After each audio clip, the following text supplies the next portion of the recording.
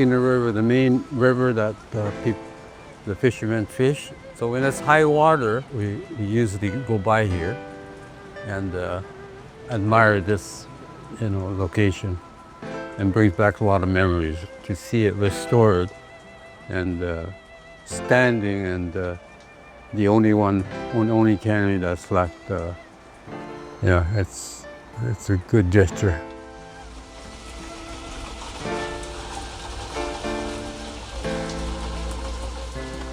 So we're on the northwest coast of British Columbia. This cannery was actually built in 1889.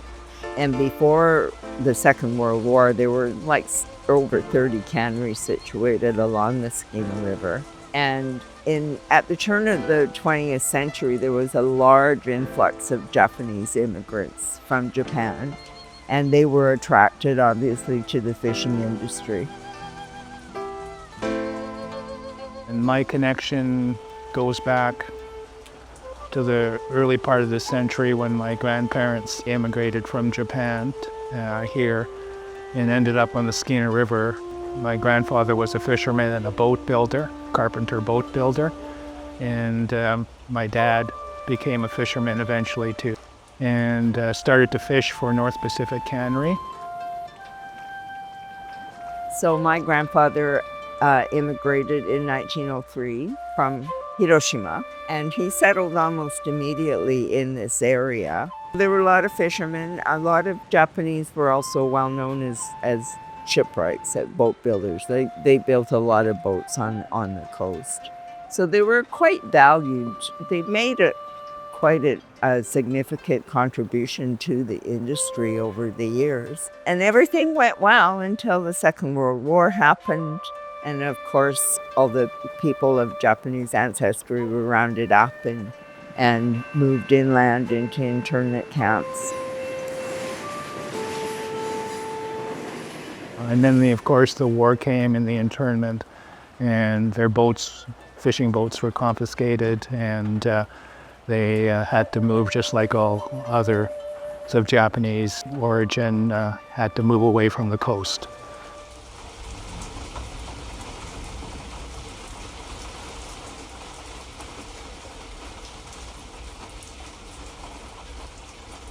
And at the end of the war, of course, they were not allowed to return to the coast. So they were told they could move east of the Rockies, or I believe they literally said you could repatriate to Japan. Now, my parents were both born in Canada, so repatriating to Japan was not an option. So I really felt that it was important to preserve what was here. So today, it's pretty exciting because we've been working on this project now for, I guess, almost 2 years.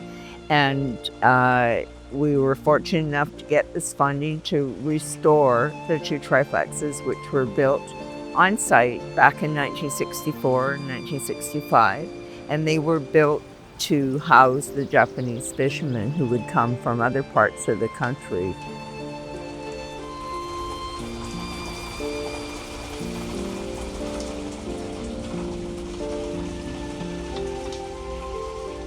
I was one of the partners in this project with the Japanese Canadian Legacy to restore the Japanese triplexes here at North Pacific Cannery. That was one piece of the story that North Pacific Cannery didn't have. We have these beautiful buildings and they were just kind of locked up. So now what we've done is we've turned one into an interpretive area so you can go in, see what a triplex would have looked like. And the other triplexes are going to be accommodations, so people can come and actually stay in the triplexes that people resided in. My grandparents actually lived just up the way at Cassiar Cannery in the 50s. This place is very special to me, along with the people that lived here. So it means a lot to me, everybody that lived here. So we're actually on unceded Tsimshian territory, and this belongs to the Gitwagyats tribe. I am a member of the Gitwagyats tribe, so I kind of feel like I'm at home here. I feel welcome here. And I also feel like I need to help take care of this place. So it's very, very heartwarming for me and very honoring for me to be here. So basically what we did in the whole project, each building was torn down right to studs, replumbed, all new plumbing, all new electrical wiring all throughout each building, and also new wood paneling on each apartment.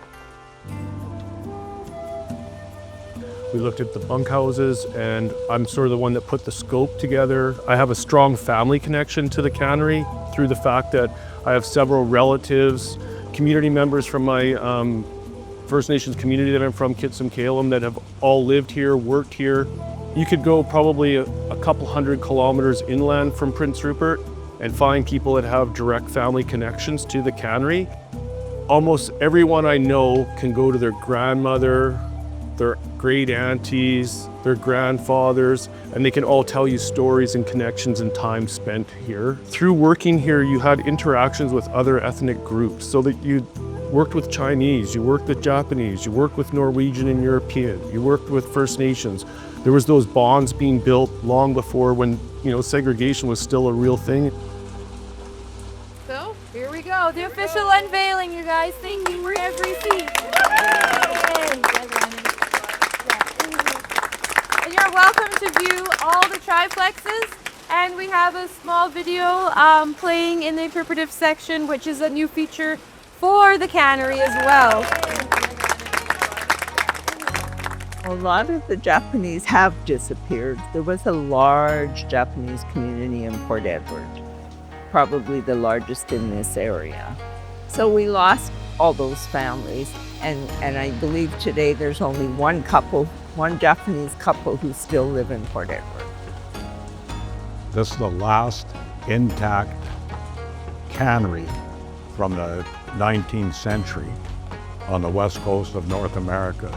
So it behooves us to make sure that we maintain it so we can showcase the historical nature of how Prince Rupert and Port Ed, came into existence. I think just feeling very fortunate that I can visit the spot where I think a lot of my family's history really started, and just really grateful that this site has been preserved so that I can see it and other people can experience it as well. Ryan, my son, to see the place and to see the industry as it was, as this museum is able to capture it. I can tell that this is really deep meaning for him as a descendant of immigrants from Japan, but also those that survived. I feel like it's really important for us to remember our past, like where we've came from, if we're going to move forward and do things better this time around. We really do need to take some lessons from that. We do have a lot of people returning to North Pacific with these stories. So as people visit us, we tend to pull them and get their stories. We moved here in 1949 after the war. I raised my children here, and Sam, my son, worked at the cannery while he went to university, and my grandson's here. Yeah, and he'll remember today the legacy and the history. To leave memories and exhibits and things that can sort of pass on the memories that I have from being a child when this place was actually operational. The farther and farther away you get from operational times, the less and less memories there is to pass on. And that will slowly fade away unless there's people continually passing down that information and keeping the stories going.